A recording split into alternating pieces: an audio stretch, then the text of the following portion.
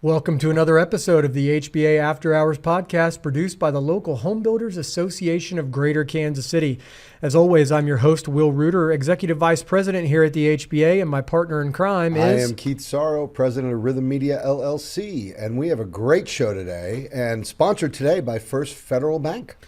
A sponsor, a supporter, a member of the HBA since I think before we were actually an HBA. One of our great customers, They too. are fantastic guys. Check them out, First Federal Bank of Kansas City. That's right. But that episode that Keith just alluded to is featuring our friend of the program, Dan Whitney. I say friend of the program, friend of the HBA, a guy that anybody that has paid any attention to any market statistics in Kansas City is going to at least know the name of. And now that the podcast has video, put a face to. Oh, no. So, Dan, tell us a little bit about yourself and kind of what brought you to this position in life. All right. Well, first I want to say First Federal was one of my first clients in town. So that's been 26 years. There you go. So they have been a consistent proponent of data-driven decisions. They still like you? Mostly. Okay, yeah, that's good. That's perfect. No, they're a great group. Great. Group. But I've been doing market research for housing since 2000, and I've seen all the ups and downs. We track all new housing activity, starts, closings, developed lots, by product, by price range, all the stuff you want to get nerdy about in housing and try to make some decisions. Oh, man, I'm going to be out of this one. Yeah, and I'm not a numbers guy. Yeah. But I have to be out in the field and looking at all these homes and neighborhoods, and it gives you a common knowledge, so to speak, of what's selling, what people are moving into, what they want to move into, and then what they don't want to move into, and maybe they want to but they can't afford it, or for some other reason. But it gives you gives me a color behind the numbers, and that's the only way I do it because I'm not a numbers guy. Well, a lot has changed since COVID, right? Everything. Everything, Yeah. right? And one thing that jumped into mind as I was driving over here and thinking about questions is, how has the demand for acreage changed since COVID? It's interesting you asked. That's kind of, at COVID, it went up. And usually those acreage developments, they start off really slow because they're out there. People go, that's so far, I don't want to do that. And then two or three other people do it, and they go, well, they're smart people, maybe it's not so bad. And it kind of snowballs. And they're, typically if they sell 3 lots or 3 homes a year out of those over the full lifespan of them, that's about normal. But right after COVID, people were moving out, and wanted more space. And so that happened not just on big acreage lots, but people wanted big space. But those saw a resurgence, and it slowed down somewhat, but if they're on asphalt, they still do pretty well. But they always take a little while to get going unless it's in such a pent-up location that is not as far out as some of them. Yeah. Interesting. And, during the pandemic, especially at the outset of it and in the immediate aftermath of it, everybody's world shrunk down. They weren't going as far to commute because they weren't commuting at all because we were all being told to stay in place. Get under the desk and put your hands above your head and just wait it out, right? And now the world is kind of re-expanding. We've got more and more of the major employers in town are bringing people back to work. If it's not making it mandatory 2 days or 3 days a week, 5 days a week, we're seeing that, kind of accelerate. And I think that probably will have a consequence as far as where people decide to put down their roots because, those remote jobs aren't as abundant as they once were. If you don't currently have one, chances of getting one are, a little bit more limited. And I think it's just going to be an interesting dynamic as the industry tries to evolve along with some of those different societal things that are happening. Yeah, and the upside is that hundreds of people found a new hobby in lawn mowing. They Right. could spend Hours. I'm a just farmer. Yeah, right. That's right. Riding I got my a grasshopper. tomato in the window. Yeah. I'm just kidding. And so, we kind of led off talking about how acreage and how far people are willing to go to participate in society. But, I'm curious, Dan, let's take a broader picture of that. And, kind of how has land and the costs associated with acquiring the land or developing the land, development patterns, how has that changed in the, 20 plus years you've been doing this here in KC? Well, the most noticeable change I see right now is how many more townhome developments are being done now. In 2007, that was about 13% of all closings. We're at about 19% right now. So, and they're different, and more of them are rental. Almost all of them are. If they're Don't you mean maintenance-free villas, Dan? I mean, you don't own fee simple. That's what I mean. But, unless it's at a price that would be for sale $450 to $500, below that it's almost all rental, versus before the recession it was almost all for sale. So it gave. Oh, so you're saying townhomes for rent, Yeah. being built specifically for that? Okay. Yeah, townhomes, all townhomes. There are a lot more of them now, but almost all of them are rental, except for some high-end duplexes, things like that. Twin villas, I Right. think. I Twin think you would villas, prefer. is the term, yep. Twin villas, yeah. But so that's the most noticeable change that I see out there, and in general a push for some smaller lot sizes. But we just have more people that want that. So it's a counterbalance between the large lot, because you do have more people that are at the more entry level, or just want something simpler and are fine or pushing for the smaller accommodations, Sure. whether it be attached or detached. So we always talk about the missing middle. That's a price point discussion usually, but it's also, talking about what we're trying to provide on both sides on the size spectrum. Yeah, so it's multifaceted, is what you're saying. Yeah, it's some of it corresponds to the pricing pressures and the affordability and the lack of wage growth. So this is the product that's going to align with that.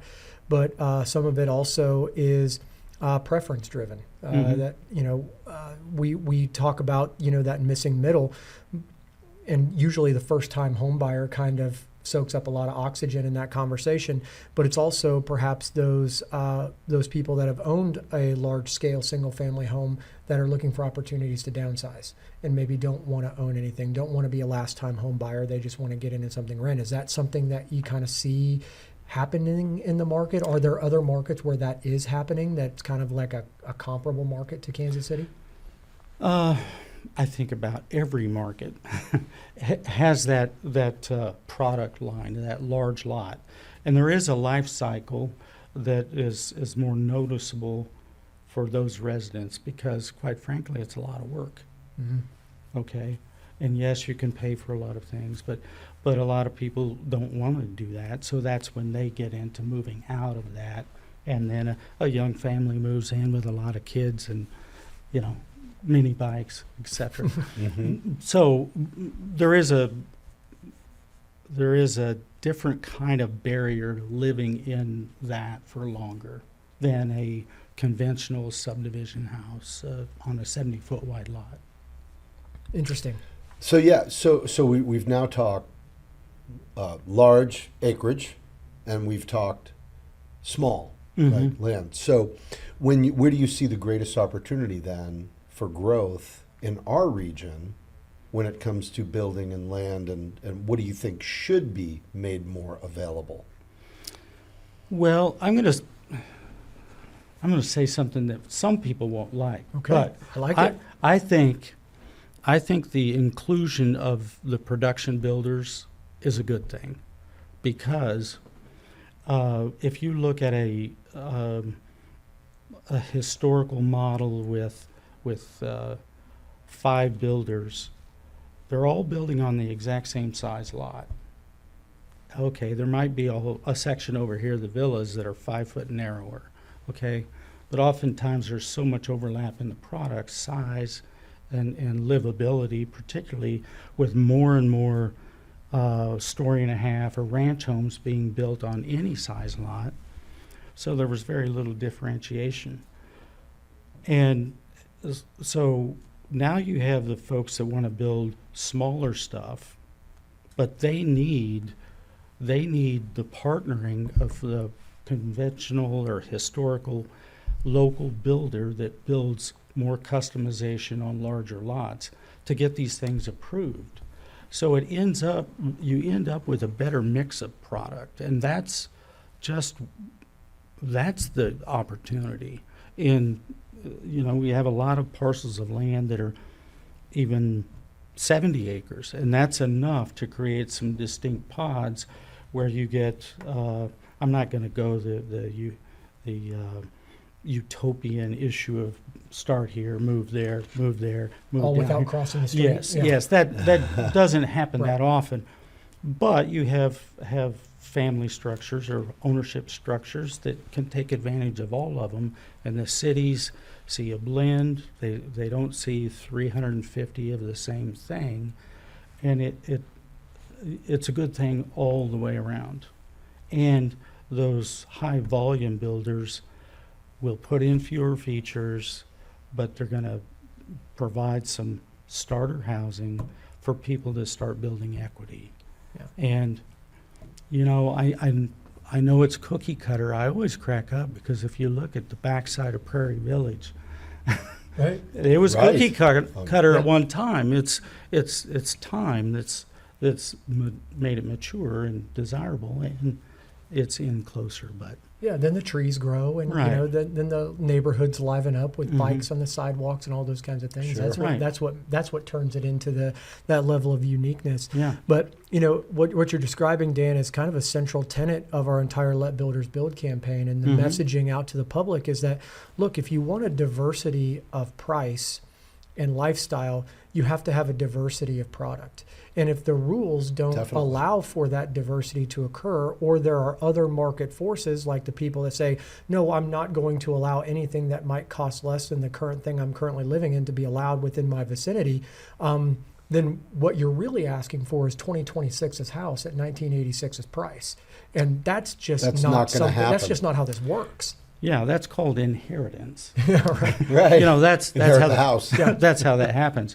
But that product mix, but it's not to be confused with what a number of cities really pushed and some notable developments were the T&D stuff, where on one street you might have a 3,000 square foot and a 1,500 square foot on a completely different size of lots. Those look very attractive and they have a very strong following, but that's not going to provide the numbers. Right. So putting them in pods and because people do like to live around their peers. And when they outgrow that, they generally move to where their peers have moved, outside of that neighborhood. Or when they come in, they've got a landing, an entry point. That's like Italians. We end up in Florida. We go there to die. That's what happens. I'll be there someday. It just happens, It cannot be solved. I think that was an entire season of Seinfeld. by It the is way. an entire season of Seinfeld, probably. Yeah. No, but it is true. Yeah, we do. We want to stay with our peers. We want to be around people that we know, we like. But yet we're seeing this trend still of people that are moving out, onto land, looking for, I think what I read somewhere was that the most desirable amount of acreage for somebody is right around 2. Is that any truth to that? Who knows where? I don't know. Okay. I don't Understood. know. Yeah. I just personally, I live on 2 acres. So, see? Seems pretty good. I've got enough room for a zip line for the grands, and I only have to mow Are you 3/4 ziplining? of it. Oh, I've done it. Have you? I had to test it. Well, yeah, safety first. And then I got my mother-in-law on there. You did? Oh, yeah, she did. That's not something that Where you wanna- hopefully this is not a podcast that your homeowner insurance provider is tuning into. Probably skip that box on the Can we erase checklist. that part? But I don't know what that is, but I can tell you spend a lot of time on 5 acres. Yeah. That's I mean very very true. When you're looking at kind of that go west young man mentality, that elbow room has always been something that's kind of been baked into the Sure. psyche. Is there was a story about Daniel Boone one time in Kentucky said this country's getting too crowded. Because someone moved in within 15 miles of his cabin. So that's obviously on one end of the spectrum, exactly. Yeah.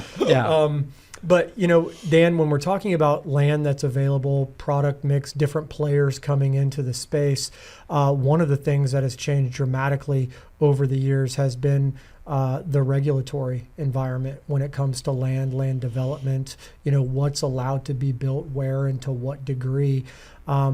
How has that changed over the years, and what's been the impact on development patterns and the ability for, some of those long-time developers? There's generational developers within Kansas City, and they certainly don't have the same business that they bought or had passed down to them because the regulatory approach has been changed so much out from underneath them. So I don't know if you've got any perspective as to, for better or worse, what some of those regulatory approaches have done to play a role in the market.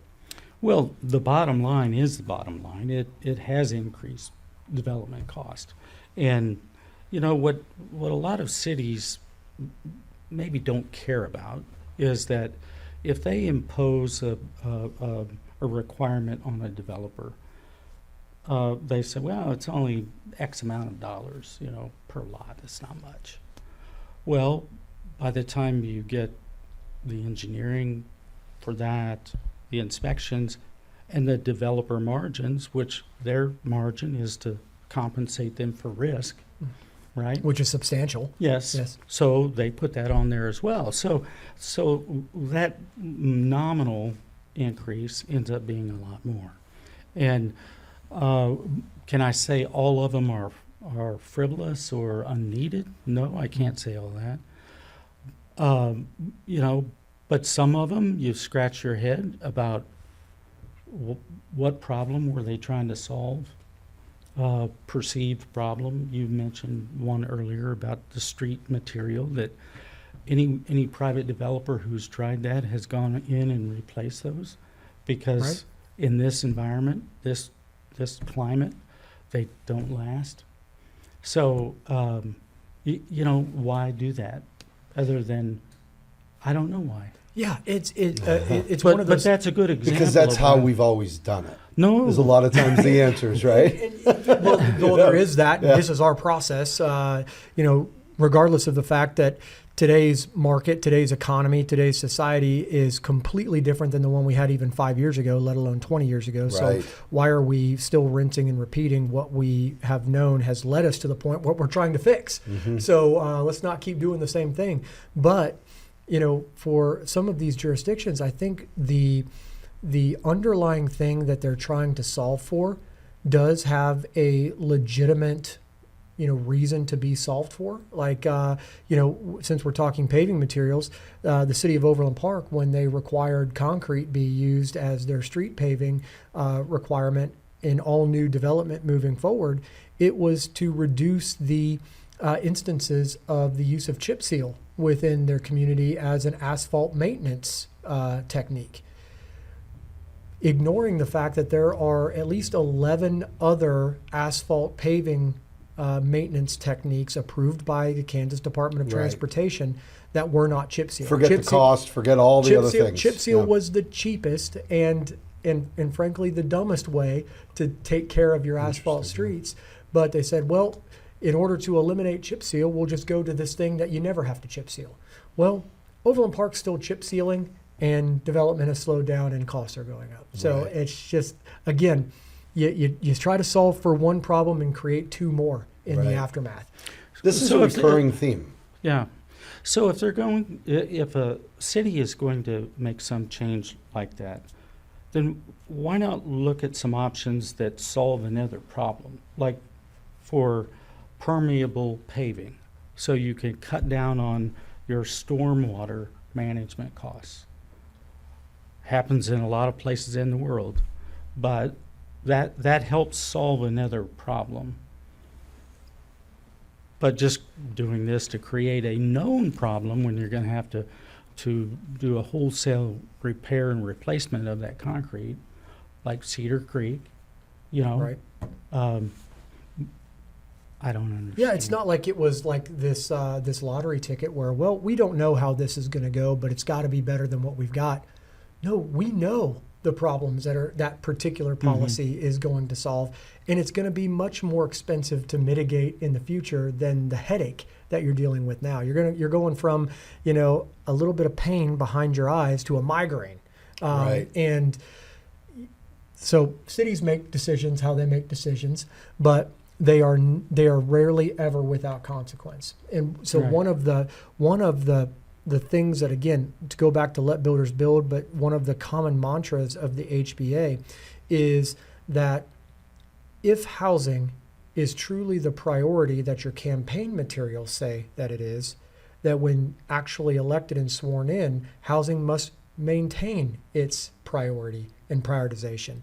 And so the things that are preventing additional housing from being built in your community should be worked through so as not to create less housing. Because housing, the market we have right now, is fundamentally one of a lack of suitable supply. Right. You know, there's been another trend. You asked about how it was different from, you know, in my time here.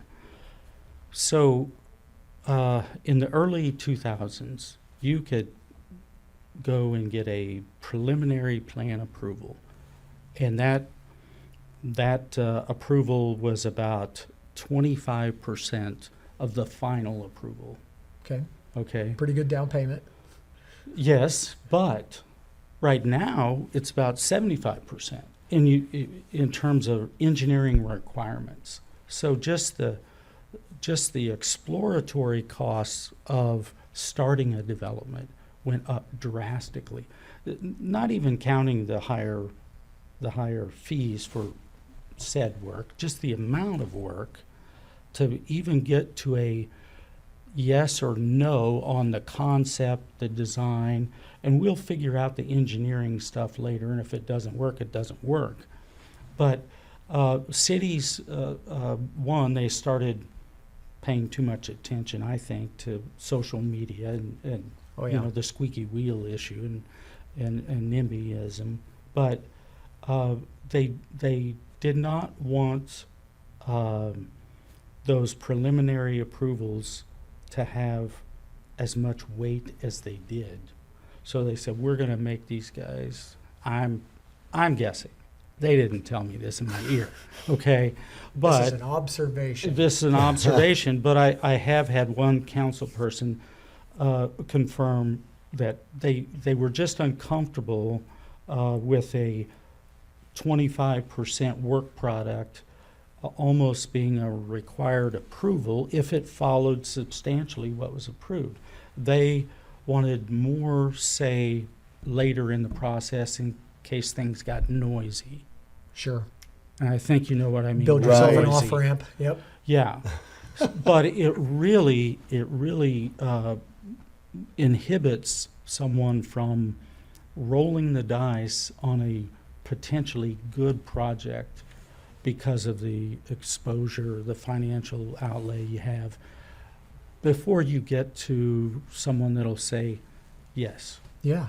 And you know, that matters. NAHB has done the cost modeling to show that the earlier on in a development cycle that costs are incurred, the more compounding it has until it's finally ready for a homeowner to move in.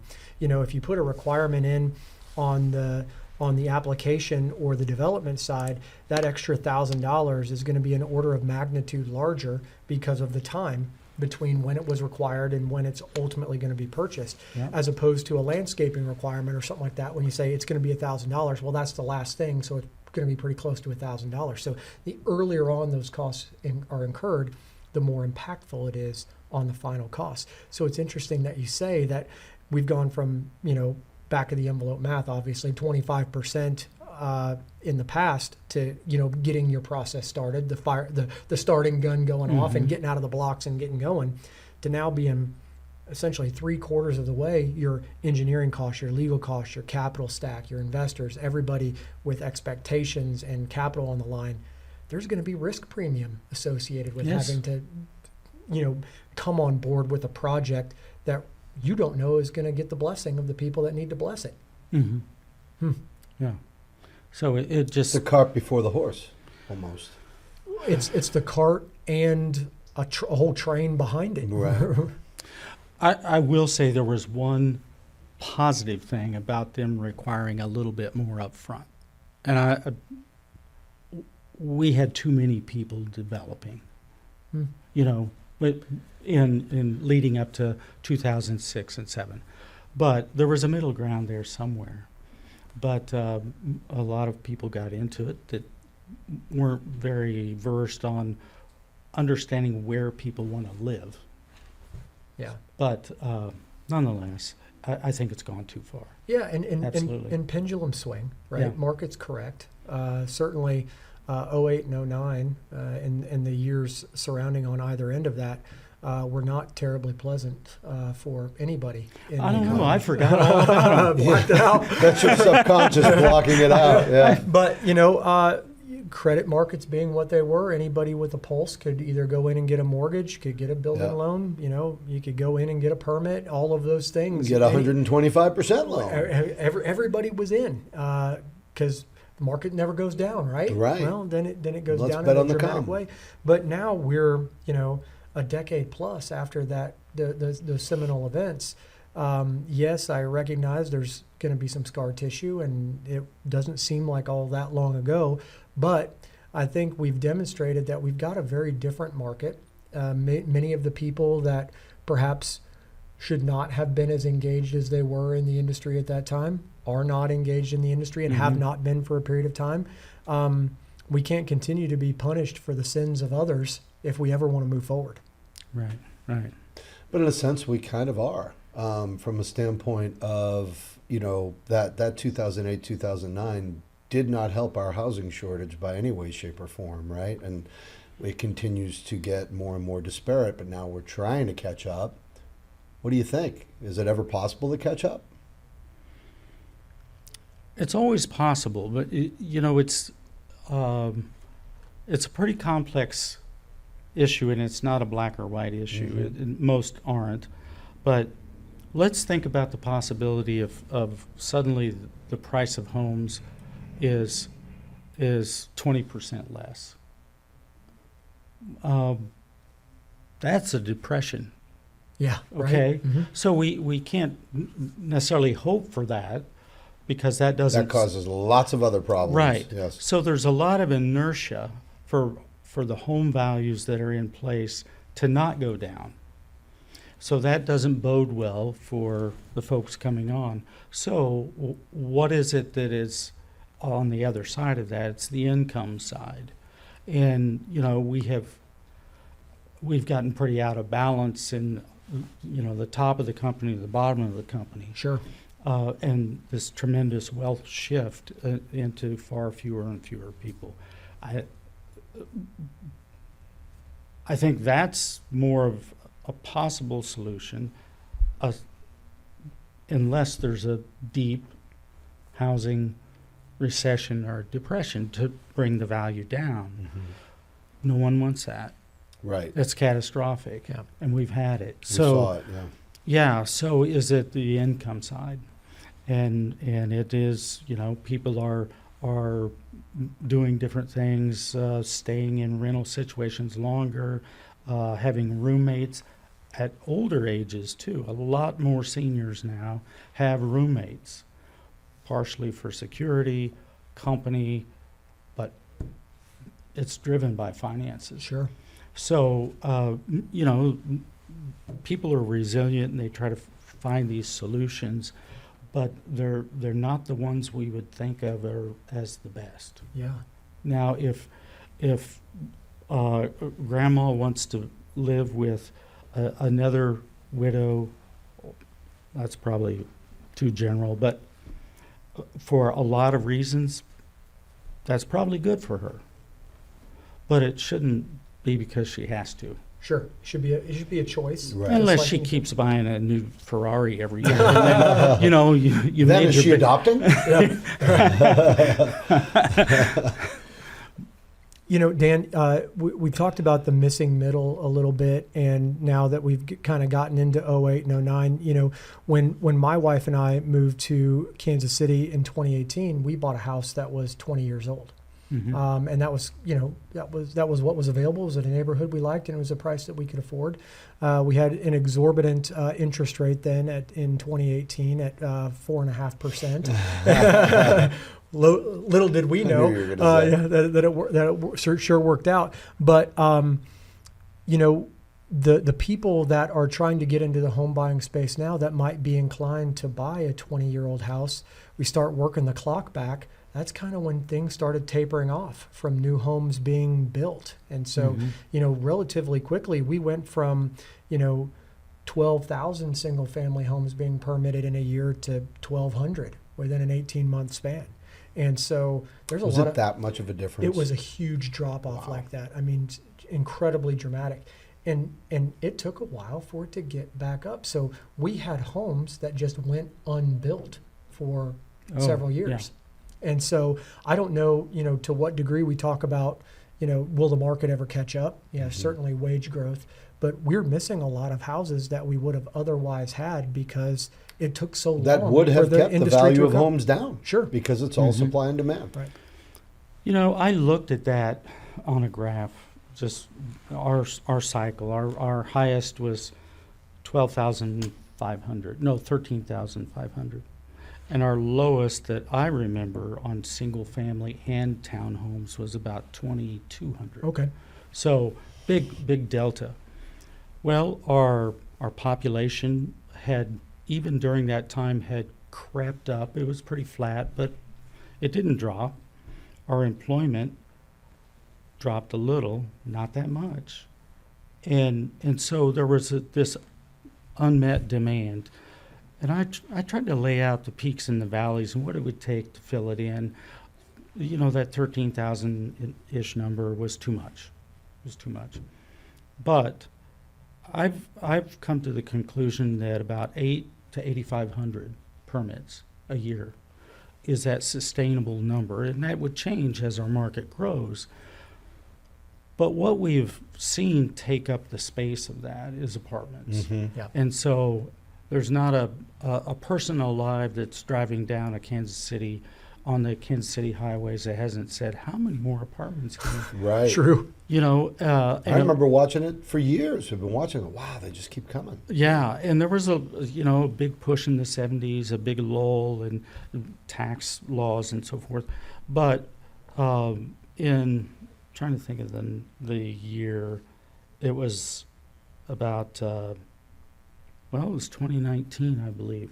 We had as many apartment permits pulled as we did single family non-apartment, so townhomes and detached. Sure.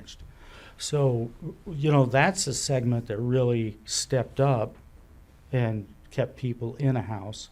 A lot of them were, and the cities have had their role in that too, of really mandating Class A Right. in most places. So it really pushed people into that price where a mortgage payment would be a little bit less on a older fixer-upper. But, a lot of people didn't want to fix up. So there's that dynamic too, changing demographic. But Well, and it's not necessarily cheap to rent an apartment, as we know. we know it's not. In any way, shape, or form. No. I have a 25-year-old, and his girlfriend has an apartment she's spending $1,700 a month for. I mean, it's crazy. that's a bargain. It is, yeah. For a But- single, yeah, probably. Well, yeah. There's the void. I think that's the number. If we were putting that kind of product out. Now, the apartments just don't fulfill all the needs of the missing single-family homes that are not being built. Yeah. Well, Dan, are there signs of improvement? Are there, kind of clouds parting, or are there storm clouds on the horizon? What are some of the things? You're Mr. Analogy Well, today. yeah, I guess so. I mean, what's in the water here? Whatever we're getting at Costco here in these bottles, it's got me going. I'm curious because you've spoke at our economic forecast breakfast in the past, so you've always kind of got your eye on the future and identifying patterns. What would the HBA or people like Keith Soro or our listeners, what kind of should we be looking at or looking out for? I think we are in the most transformative time that I have seen in Kansas City right now. Mm-hmm. And that is the inclusion of aggressive entry-level home builders. And I know a lot of people don't like that. A lot of people don't. But it provides an entryway. As I've talked to numerous builders that don't build that, I have seen a change from when Pulte was here. Oh, we hate those guys. Well, I always had the conversation. It's like, okay, they're not building what you build. You don't want to build what they're building. They create a move-up buyer for you. Absolutely. They incubate the buyer for you. They drive a lot of traffic, and they put downward pressure on subcontractors and supplier prices. Okay? All of that's true. Why do you hate them? Encourage them. Help put them close to you. Because a lot of people are going to look at those, decide it's not for them. There's a new home community. Now, if it's $300,000, $200,000 off, that's not the deal. But that means even more. They're not absolutely not in competition with you in any way, shape, or form. And at the time where they ran into problems is when they hit $300,000. That was when any builder could put up a $300,000 home. A low volume builder could do that. So that's where they messed up. So this new group, they are putting a lot of people in mortgages in neighborhoods that they're probably going to live there a few years. This 7-year thing is a myth, particularly at that age where they're growing families. And then they're meaning that the average person stays in a home 7 years. Is that what you mean? That by was the myth? always kind That of was the the myth. myth, Yeah. yeah. It's less than that, depending on Right. the age group. But that younger age, it's quite a bit less. So they're going to build up equity. If you would have gone out to Spring Hill and bought one of the first ones that you probably wouldn't want to live in because you've lived in a few houses, you could have already made about $100,000. Okay, they will do that. Now, you have to live in those locations, whether they're pluses or minuses. But that is transformative in that you get more people owning building equity to move up. And we just haven't had that. I've worked in Indianapolis, which is a very similar city to Kansas City. Population-wise, I lived there. It's demographically very similar. But you had all the high-volume builders there. And the premium builders, the custom guys, they made a lot better money because there wasn't this confusion. But even the production What do you mean builders confusion? about what is a custom builder. My first home was $119,000, Right. a custom home, mostly because the guy had to rebuild the bathroom several times because the plans, he couldn't read them. But so it was called a custom home. That's kind of confusing. It wasn't really. But, even those production builders kind of stratified. So there was move-up opportunity in there. I don't know that that's the important part. The important part is that we're getting more people in housing sooner than we have since I've been here. Well, that's incredibly positive because I think it is. It's been demonstrated time and time again that the sooner that you are able to get into that equity accumulation phase in your life, better. the more options you're going to have Right, as right. you go on. Because there's a lot of people left without options, and in the absence of a diversified, product with some diversified financial services tools that companies like that are able to bring, we're just going to be able to serve who we can serve. And clearly the data is showing that there's a lot of people walled out of home ownership. It's proof positive that I think it's 77% of those making the area median income in Kansas City can't afford median price new construction. And so Say that stat again. so only 23% of current Kansas City households can afford median price new construction. Makes sense. And obviously, you're talking about Kansas City in a transformative period, not only in the home building space, Dan, with some of the stuff you talked about, but just generally speaking, Kansas City's kind of cool. And And getting cooler. and we've got companies coming in, and we've got employers coming in, and we're 3.5 hours to either coast. We're very attractively situated, and we're going to have water for a long time, which I know is a concern in some of the places like Phoenix and some of those markets that have been hot for a long time, both literally and figuratively. Right? So I get I calls. watched Lake Mead go further back when I lived in Las Vegas. It's crazy to watch. Yeah. So on the land brokerage side, I get calls from people around the country all the time. Talking to someone in Florida this morning, and I always ask them, why Kansas City? Yeah. And I have been hearing so much. Well, we just keep hearing we got to go to Kansas City.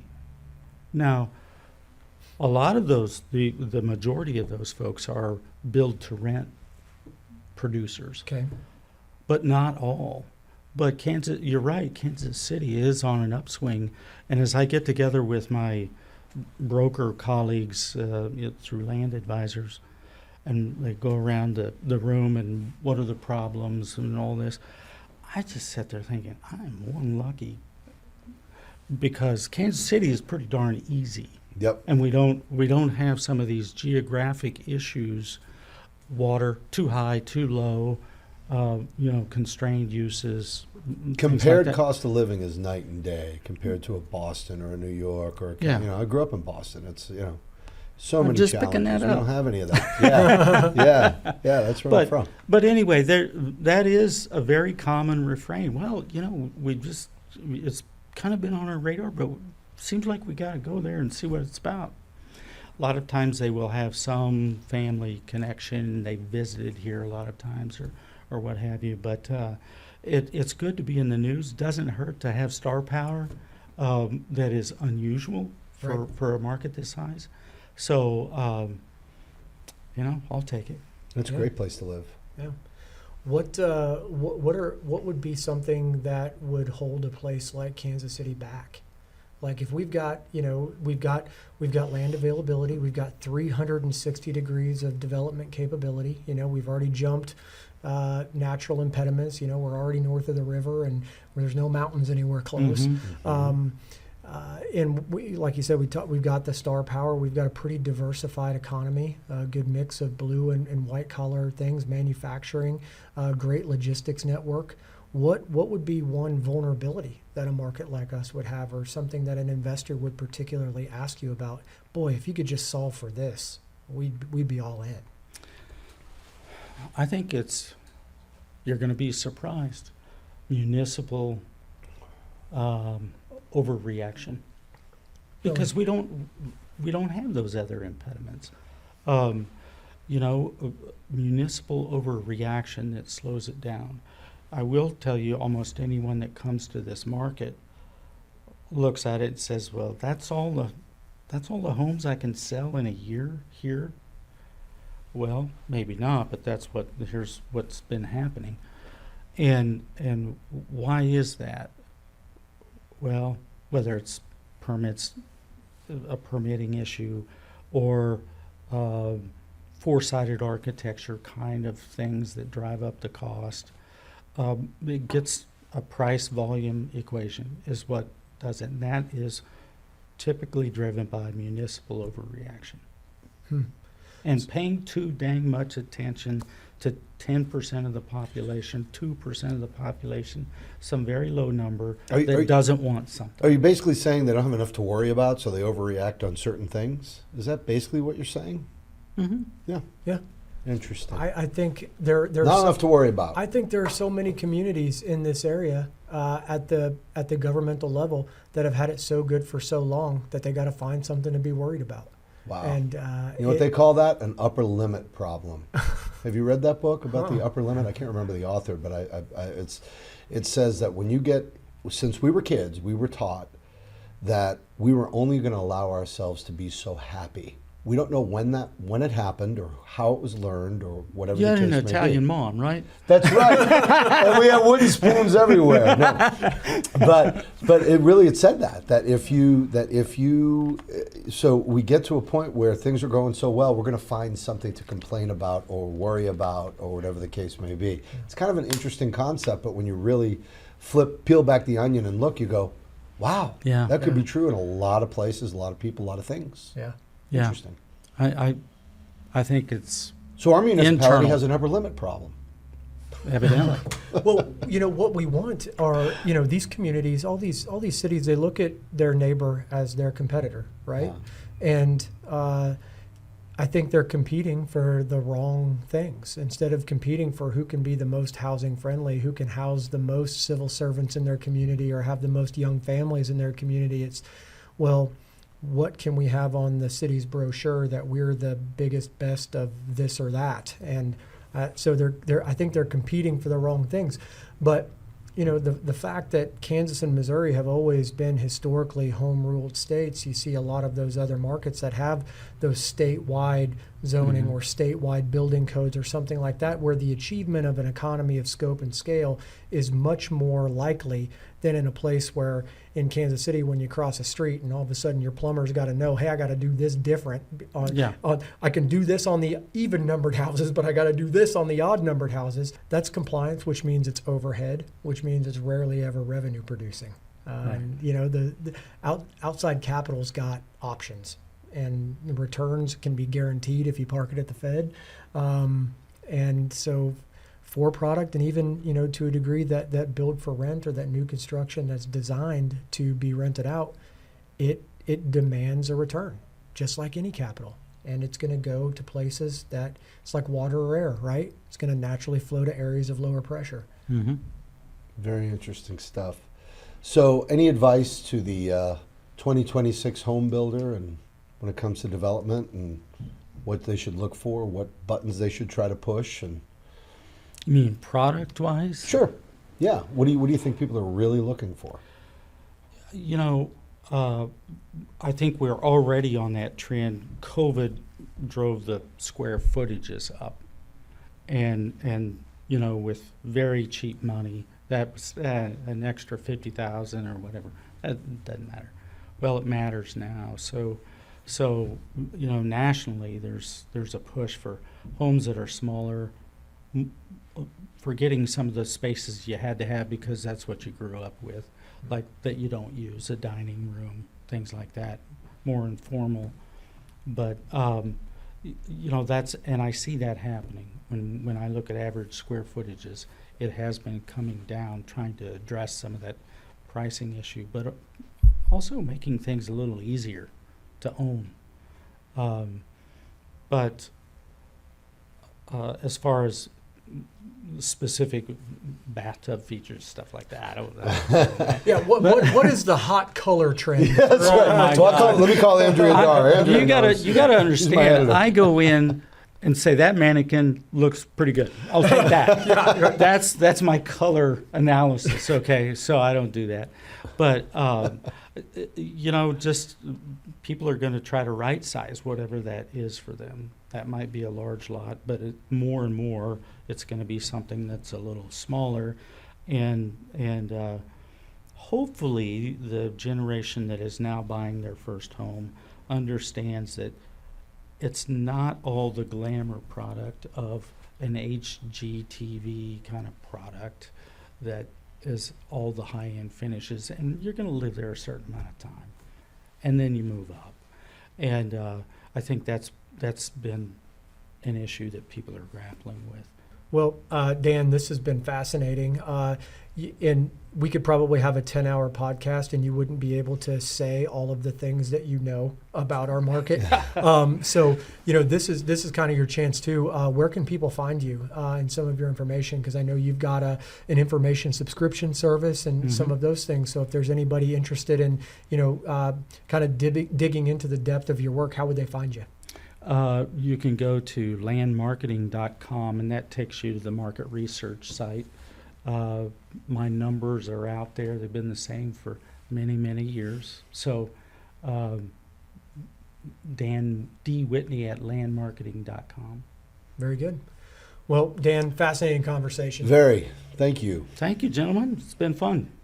And thanks again to First Federal Bank of Kansas City for making this conversation possible. And if you, the listener, have a topic that you'd like for us to address in a future episode of the HBA After Hours podcast, please go to kchba.org/podcast and leave us a note, drop us a question, leave us a nasty note. It'll give us something to talk about in a future episode. Perfect. We just want the engagement. And with that, this has been another episode produced by the Home Builders Association of Greater Kansas City. Have a great one. Have a great one. Thanks.